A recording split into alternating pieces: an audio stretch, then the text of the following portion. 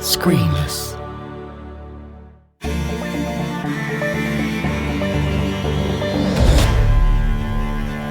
Making a soundtrack. Opening scene and action.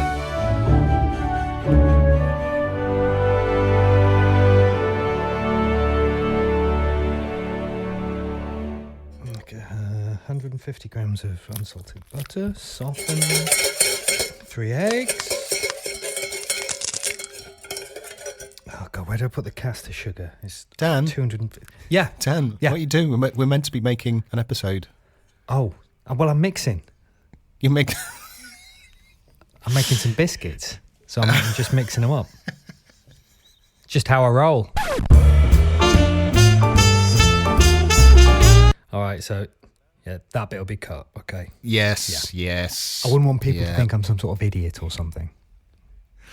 No, they wouldn't think that. Good. They wouldn't think that. Good. Okay. Well, is Tristan joining us today? Yes. Now, I believe he's been on yet another holiday. God, he's always on holiday. I don't know. The youth of today, they just don't know, do they? Eh? They don't know. Is that it? They just don't know. Them youth of today, they just don't know, do they? Yeah, so I believe he's been on holiday again. Wasn't it one of those ski holidays? Yes, it was. Lots of yoghurt. Yeah. Dan, look out the window. Is there someone coming down the road on a set of skis? Yeah. They're wearing lycra too. It's a full ski outfit. That's tight. Oof, that is tight. Oh, it looks kind of like Tristan's cycling outfit, but... Tristan, is that you? Hey guys. What? I was waiting for the snow. The snow has not arrived, so I'm just skiing down the road. Okay. When was it due? About 2 hours' time, I think. It's just waiting for it to, come down, and I'll be ready. I'll be ahead of the curve. That was my thinking. It's like buses, isn't it? You wait for one, and then there's an avalanche of them. Yeah. No words. So, we're all here. Today we're talking about the mixer. At this point in the process, I think, well, there is a connection with science almost. These people are engineers. Yeah. You've got the mixing engineer, you've got the mastering engineer after that, you've got the recording engineer before that. And so we're getting into real kind of scientific territory where we're talking about signals and levels and all sorts of treatment for the audio. Techno wizardry. Yeah. Well, I mean, Yeah. in the early days of Abbey Road, they did actually wear white coats. Yes, they did. They lab did. coats. Yes. And there are a couple of people nowadays, Steve Alboni, he's a producer. He wears like a boiler suit rather than anything else. But there you go, each to their own. Yep. Yeah. So that means that Fiona in this episode has mentioned quite a lot of things that maybe some of our listeners might not understand. So maybe we can run through some of those things and you could give us some answers. Yeah, cool. Yep. Okay. So let's start with Tristan. Tristan, what are stems?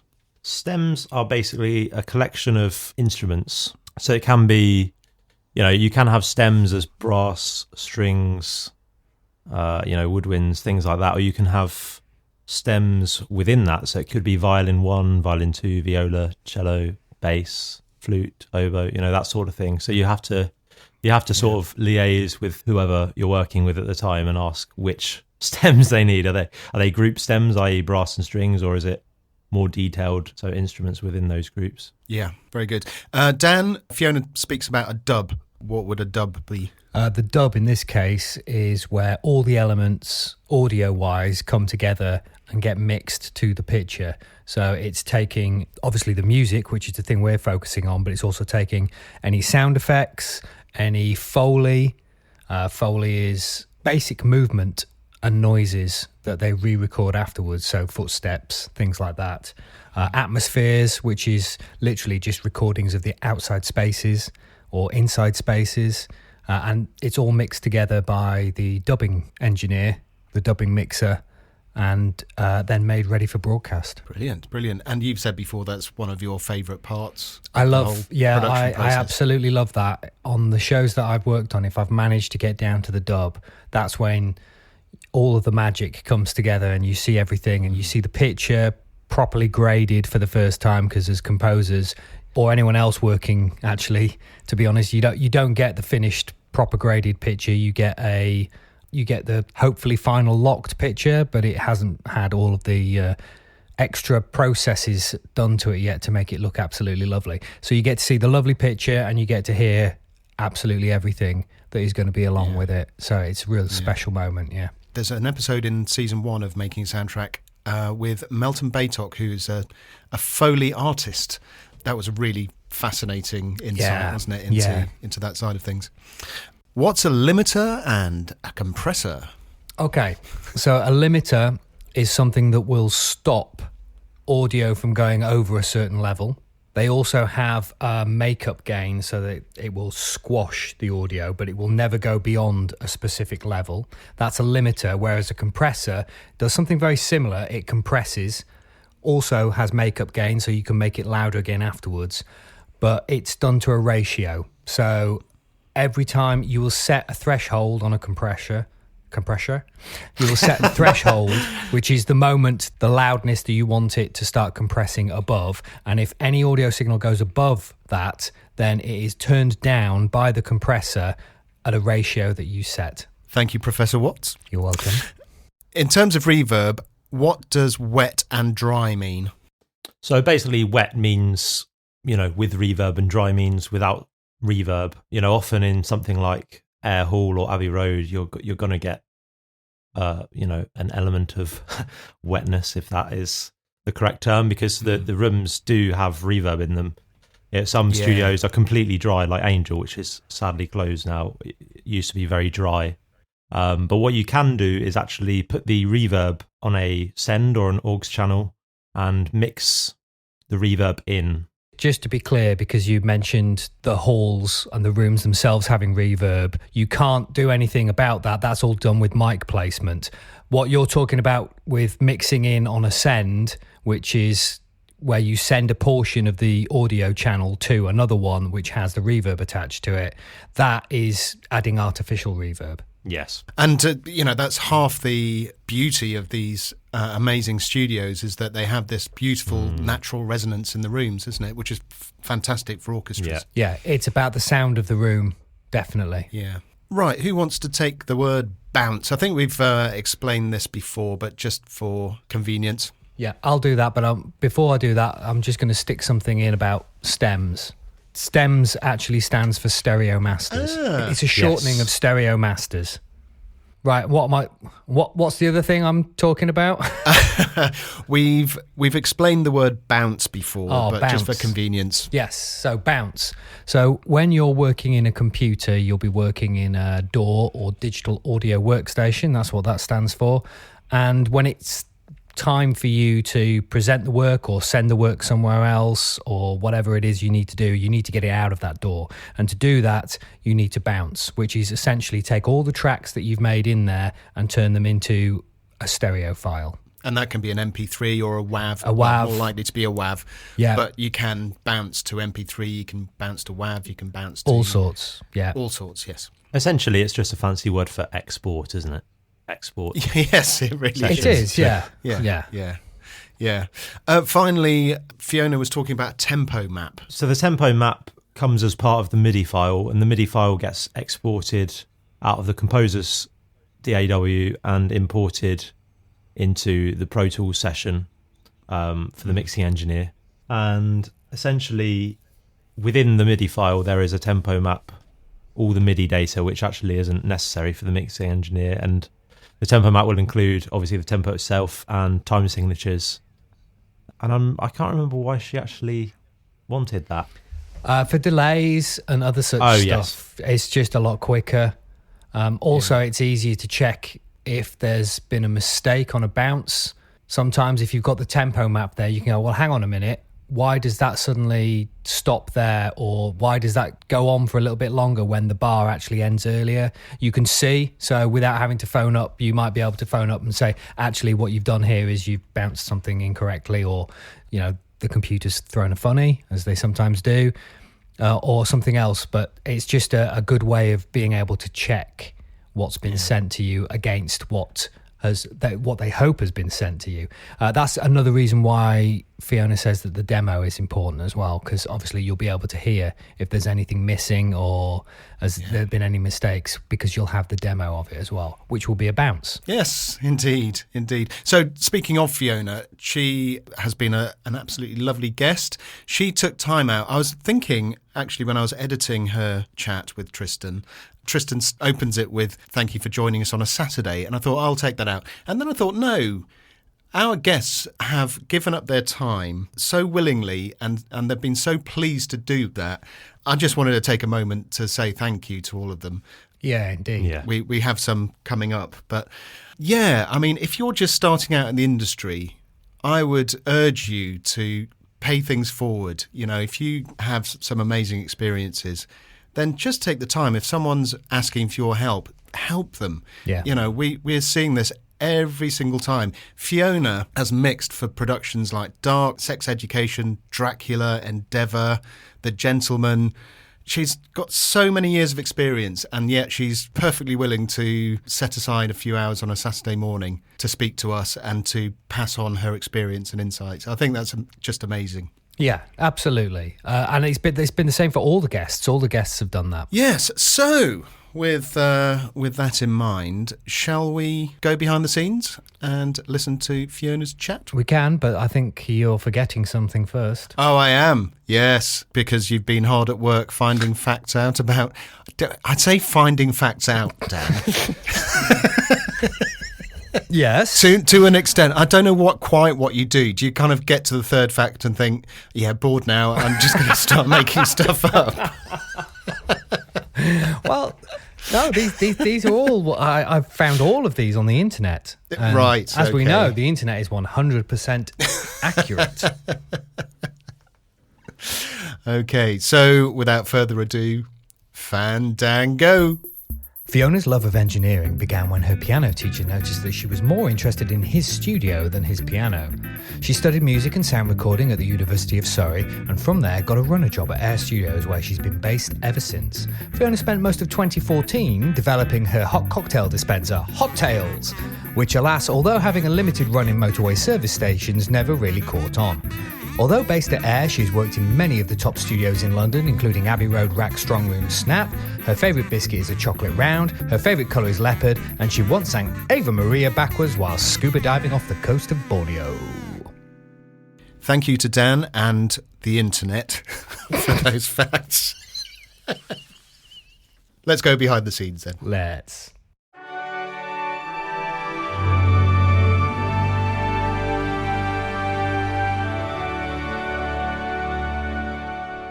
Hey Fiona, thanks very much for joining us on a Saturday morning. Hello. Could you just run us through the job of a mixing engineer? The job of a mixing engineer is to take what the composer has done, I suppose, and make it sound as good as it possibly can. And in the context of film and TV world, it's also kind of acting as a bit of a go-between between the composer maybe and the dub or the final kind of delivery. So I take a bit of an organisational role in terms of finding out what stems we need, if we need any stems. Are we mixing in stereo? Are we mixing in surround?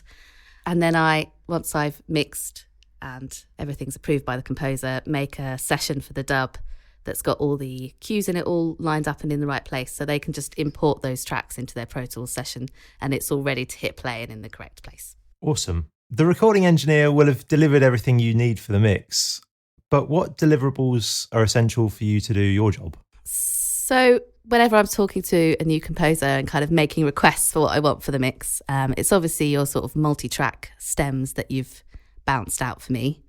And I always try and discuss how I want them. So the first thing is to bounce things out without any sort of mix effects. So without the sort of limiter you might have put on to make it loud enough to send, without a compressor that you quickly put on the piano, you know, just to make it sit in there for now, and without any kind of reverbs, ideally. But then I do want you to bounce it with anything creative and kind of essential to that sound. So if you've spent ages working on this cool piano delay that makes it sound like something else, bouncing with that because it will take me forever to recreate it, and it's such a key part of your sound. But as I say, no kind of mix effects. So that's the first thing I ask for. And sometimes it's nice to have an option of things wet and dry if you're quite attached to a reverb that you've used. So then I can either use yours or try and replicate it with something that I've got.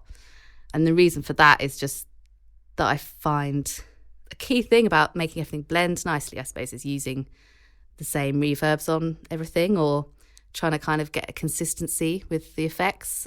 So if I've got half of the stuff with your reverbs on and then I'm trying to add some, then it doesn't always sit together that nicely. So it's good to have it dry. And then the other thing I need, I suppose, is MIDI. So MIDI so that I can import the tempo map. And a lot of people forget that we might need a tempo map. And sometimes your tempo map in your Logic session or, doesn't really mean anything anymore, which is quite tricky. But in terms of us putting on delays and also just it can be useful if I need to do any quick timing, or so a tempo map is really useful. And the picture, if we're mixing to picture, and dialogue if you've got it separate, although sometimes I can bring that in with the picture. I always check my mixes to dialogue and check that it's all going to sit in there nicely and try and help the dubbing mixer out like that. So I definitely need the picture. Okay. The last and probably most important thing is a demo. I need to hear what's been approved and what you've fallen in love with and what everyone's lived with for months on end so that I can try and replicate it but make it better. Can you tell us what a typical orchestral mix session entails? A typical orchestral mix session, it kind of depends on where the orchestra was recorded and what the room was like. And also, of course, on, I guess, the type of music that we're going for. So if it's been recorded in somewhere like Abbey Road or Ayr, then the room already sounds really nice. But some other rooms that I get recordings from kind of have some interesting sort of frequencies, maybe some harsher upper mids. So that's the first thing. It's like getting the recording in, listening to the sound of the room and working out what I'm going to do. And I guess I start by trying to make a nice balance, bringing up the room mics, and then bringing in maybe close or mid, just trying to think about getting in a bit more detail. And then I start to add EQ. And as I say, depending on the room, I might not need to do that much. But for some places, I try and fix it a bit, I suppose, by taking out the sort of upper mid frequencies or anything. It might be even just something in the low end that's really booming and taking over, or so listening out for that really. And then I start to think about reverb. If it's a really dry room, but we're trying to make a kind of lush orchestral, big filmic sound, then I tend to start by putting on a reverb that makes it sound like it's in a nice room. So it's probably shorter and I use more of it. And then I'll maybe put on another reverb that's more of an effect to kind of get that lushness and replicate that. But then again, it really depends on the music. So some of the stuff I do a bit of orchestral pre-mixing for people so that they can bring it into their world and mess around with it. One of the clients I have like that is Ben Frost, who does Dark and recently did Raised by Wolves. So he records strings or brass and kind of more effectsy stuff rather than a big, lush melodic cue.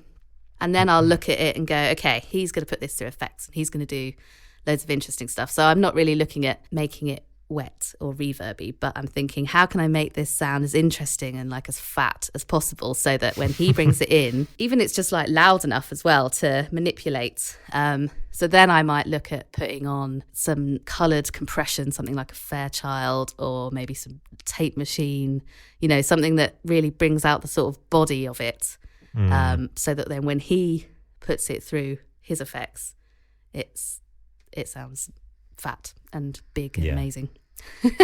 And do you ever sort of get overwhelmed by how many mic positions there are, options that the composer's chose or the recording engineer has chosen to record, say, a string section or something? I mean, there must be quite a lot of mics to choose from. Yeah, that's a good point. And sometimes it is composers as well. I'm doing a session next week and the composer has asked for a mic per player. Oh, wow. Which I wouldn't normally do. But in these sort of COVID times with everyone more distanced.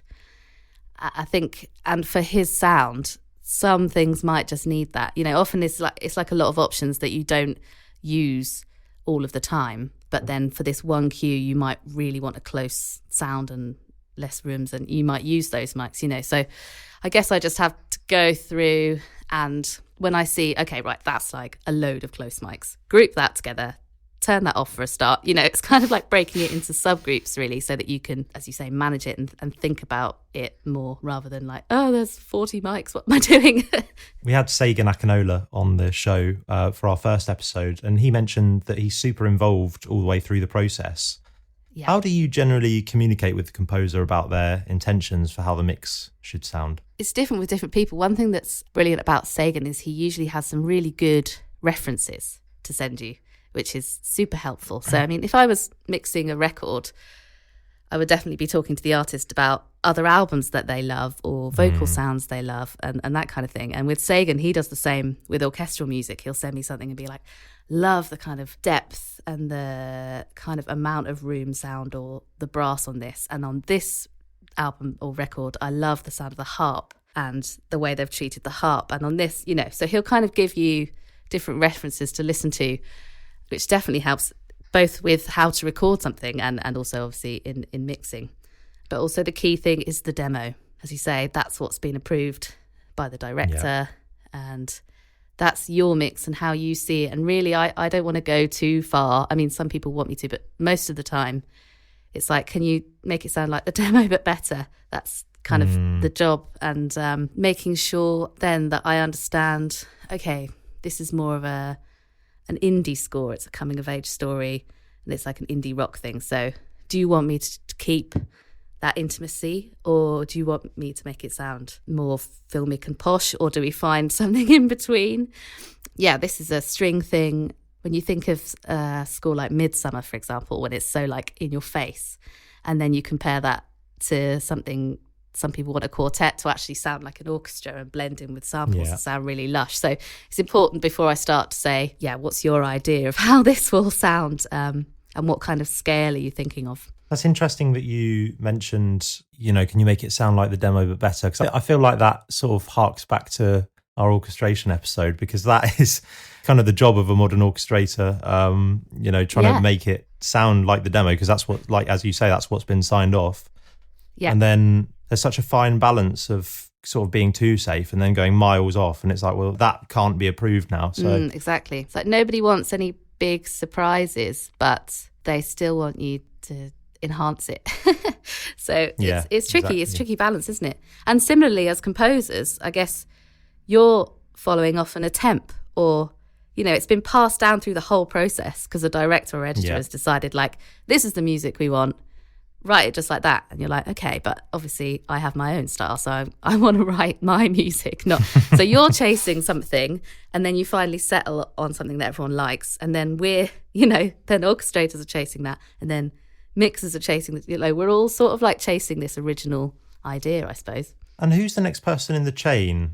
What do you need to deliver, and how do you deliver the final mixes? So the next person after me, usually the composer will put me in touch with the dub, so the post-production house that's doing the final mix. And then with the composer, usually it's asking them what they need. A lot of TV things are still done in stereo, but then some companies like Netflix are now asking for 5.1 as a delivery requirement. So it's finding out what they need in terms of stereo and 5.1 and what they're expecting in terms of stems. So the thing I was doing this week, they were like, we've got a music editor, the more stems, the better. We'd love loads of control. Up to 12 stems is great. And then a documentary I was doing the week before, they were like, oh, please don't give us more than 4 stems. You're like, okay. So sort of part of the start of the mixing process actually is listening to all the demos and going, right, what's a good idea for stems here? What are they going to be worried about? Is there something really melodic that they're going to worry about against the dialogue? Or is it going to be this acoustic guitar would potentially interfere? Or it's just kind of working out what they'll need stems-wise. But usually I decide that with the composer rather than someone at the other end telling me, unless there's a specific thing that the director has requested separately. So, the next person in the chain is the post-production house, and I send them a Pro Tools session. all the stems consistent. So we just try to make it as easy as possible for them, really, so that there's no ambiguity. This is what we want it to sound like, and this is where it is. Yeah, and in this case, you're talking about group stems rather than sort of individual stems, i.e.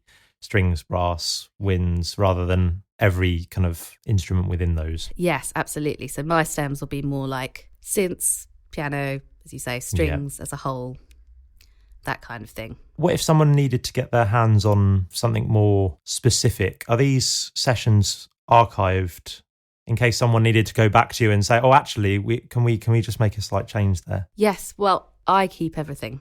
But interestingly, I don't think any composer has ever asked me for a copy of my mix sessions. So it's always been someone going, actually, they've requested this now. Would you mind, as you say, going back in and just printing that separately so they've got control, or turning that down a bit, and then I just do it for them and send it back. But that's a really good point. Probably completely irrelevant and will probably get cut out, but I was just quite interested in that. Yeah, you're sort of relying on the fact that I always keep 2 copies of everything. But what happens if my drive dies one day? I don't know. Well, I'm just thinking, like, in 10 years, if I were working with you and then I came back to you and I was like, Fiona, can we dig out that episode there? The longer it goes on, I hope that it would be fine. But usually people have requests a bit quicker than that. Or it'll be something like, we've got a soundtrack album. Yay, we didn't know we were going to have a soundtrack album. Can I have this separately so that I can, because quite often composers will do the album stuff themselves, but they might use my stems to tweak it a bit. Gotcha, okay. How do you deal with the variety of genres that are thrown your way? For instance, sex education sounds a lot different to Dracula. That is one of the best parts of my job, is the variety of stuff I get sent, and I absolutely love that. I guess I was quite lucky in training at Air because we always did a variety of music, both orchestral, but also because the studios there have, band clients or jazz clients or classical clients. I was always kind of in the world of a huge variety of things, and I do listen to a lot of different types of music. But if I kind of know specifically, okay, this is a surf movie, I'm going to listen to some kind of 50s or some surf punk, basically, it's like, oh, this is more like 70s rock. Cool. What shall I listen to sort of engross myself in that world, really? And it is kind of trying to find my own references to make sure that I'm in the right ballpark. It might be more modern than that, but it just helps to listen to the right kind of genre, I suppose, as I'm getting into it. And also, getting the demos and having those conversations, as we said before, with the composer. They might give me references for like, oh, this is so-and-so's guitar sound to a T, if you can just try and mimic that, or if you could just make it sound like John Williams, that'd be great. Yeah. Would you say that it's quite a tricky thing to do, or would you say because of the training at Air that you've had, that it becomes easier for someone like yourself? I think it is tricky, and it gets easier with every year that I'm doing it, because you're just trying things out and learning all the time. And at the end of the day, I guess the idea is like, just make whatever that is sound as good as possible. So I'm using my instincts, even if it doesn't sound exactly like a reference. If I'm kind of happy that everything sounds good, then that's, the job kind of thing. Yeah. So it's difficult, but the aim is still the same. Yeah. And there are certainly some things that I think that make me nervous, let's say. Really? Still, as a recording engineer, as well as because I think, okay, I've done a lot of strings now. I like to think I'm quite good at that. But then if you make me record a punk band, Mongolian nose flute. Exactly. Am I good at recording a punk band? I've only done one punk band, So that's when definitely listening helps. Yeah, awesome. And how do you like to enjoy the finished TV show or film? Ideally, although it's tricky at the moment, go to the cinema and hear it in all its glory on massive speakers as loud as possible. But it's been quite sad that a lot of things we've all worked on haven't had a cinema release. But that, I always try and see it in the cinema if I can. And obviously if it's on TV, then I am a bit of a telly head. I've always watched a lot of TV. Some people get very bored and wouldn't, my boyfriend can't sit down for long enough to watch. Even when it's something I've worked on, it's like, come and watch this film with me. Can't sit down for that long, but I'm just like, great, this series is out and I'm going to watch it all. We've got a binge watcher on our hands here. Absolutely. It's lucky that I don't have that much time off, otherwise I'd be totally square. All of it would be spent just watching TV. Yeah. It's so, as well, it's sort of like part of the research, isn't it? I like watching different drama shows and just seeing what everyone's up to and discovering new people as well. And did you watch Devs, for example? Like, that score was insane. Or I've been watching a lot of Flowers and Ghosts recently for the sort of darker comedy pick-me-up. And I love the music in those. I love discovering new things like that. Thank you so much for joining us today. I've thoroughly enjoyed it, and I particularly enjoyed listening to you talk about the correlation between orchestration and mixing. What's particularly interesting is that we both can't stray too far from the composer's original demo. As we said in the interview, there's a really fine balancing act between being way too safe and then going miles away from the composer's original demo, and I think that's going to be quite interesting to draw those two comparisons. If people go back to the orchestration episode and then listen to this one, I think there'll be more to pick up from. Absolutely. So yeah, it's been super interesting, and thanks again. Thank you very much.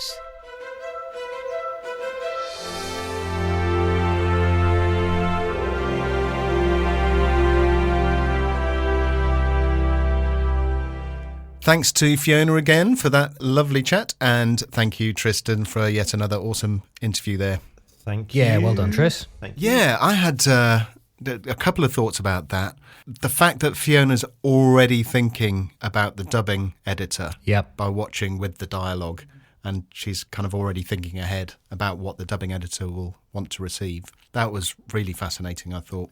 She also mentioned about pre-mixing at one point, which was a really, I suppose, a trend which, I don't know how old this trend is.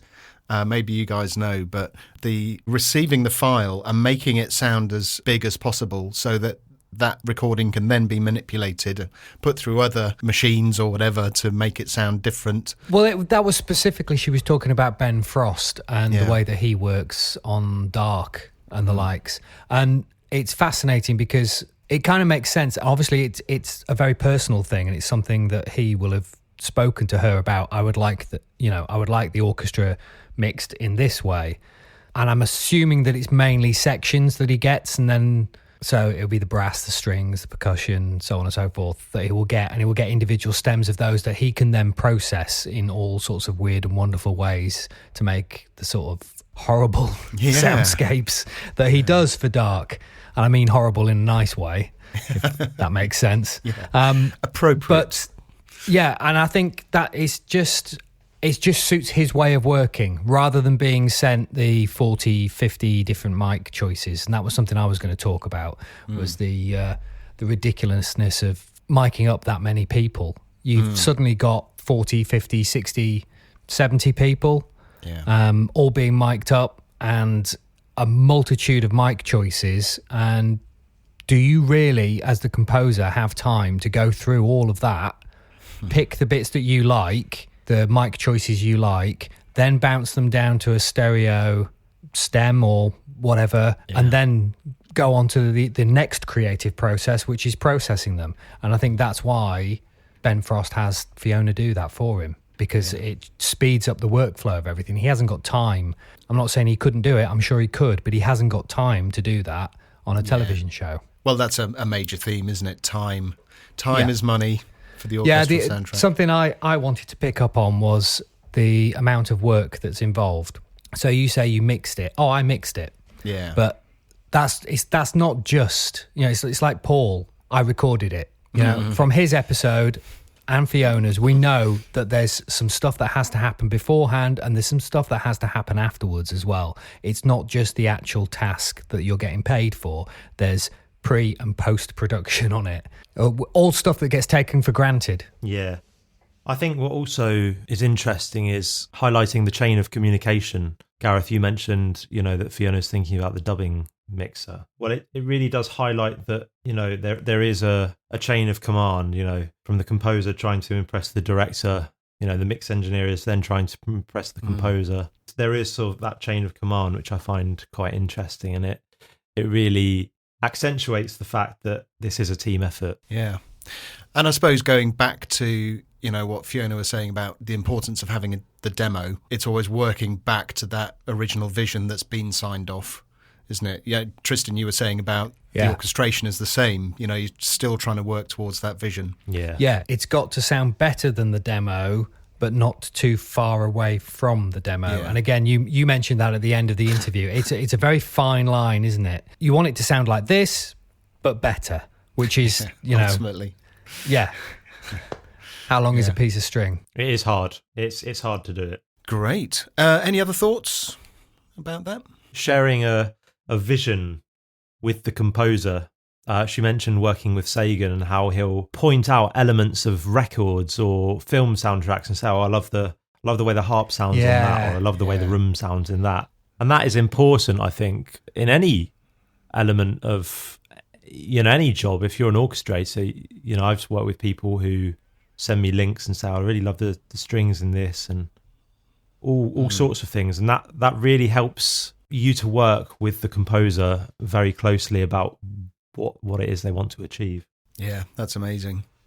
Don't forget that if you head to makingasoundtrack.com, there are bonus questions that each of our guests has been asked. So there's bonus content there for each episode. Bonus. Okay, Tristan, are you ready to get back on your skis? Yeah, I've got to go back uphill. I don't know how I'm going to do that on skis. I think you do it sideways.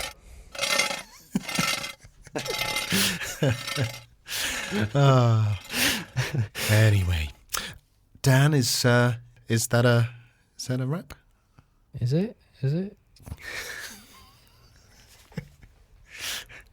You're right, Dan. That's a wrap. There we go. That's a wrap. How do you find us? Makingasoundtrack.com will tell you all you need to know. Links to the podcast, social media links, and there's information about us as well. If you're enjoying the podcast, it would make our day if you could give us a positive rating or review. Details of that are at makingasoundtrack.com. And if you enjoyed this episode, hit that share button and recommend it to someone. That's it for this episode. That's that. See you next time. See you next time. Bye.